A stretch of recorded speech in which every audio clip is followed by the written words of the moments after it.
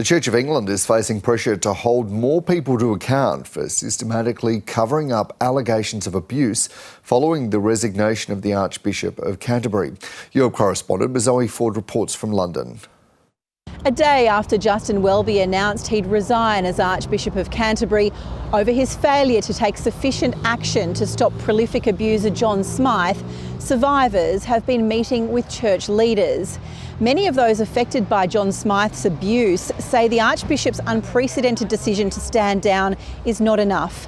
They point out that while the damning Macon review released last week singled out Mr Welby for his inaction, it also said other church leaders were involved in an active cover-up of Smythe's abuse. So survivors say that more senior clergy within the Church of England must be held to account. Now, Smythe was a church volunteer who died in 2018 before ever facing justice.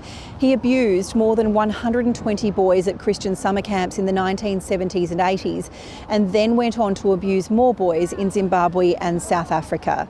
A number of bishops in the Church of England have been speaking out since Justin Welby's resignation to say that they believe it was the right thing to do, and that now the Church has some serious questions to answer about who else might be involved, whether the institution is doing enough to help survivors, and what the institution needs to do to change. I've been speaking to the Bishop of Blackburn, the Right Reverend Philip North. The Archbishop of Canterbury has resigned. Should other people also stand aside? Obviously, where people have committed disciplinary failings, that needs to be acted on. But you know, to think that this problem is going to be resolved by resignation after resignation is naive.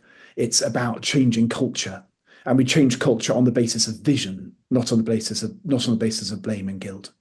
Justin Welby's given no indication yet of a timeline of when he'll vacate Lambeth Palace here behind me, and nor has the Church of England. Attention now turns to selecting his successor, and that's a process that will take at least 6 months.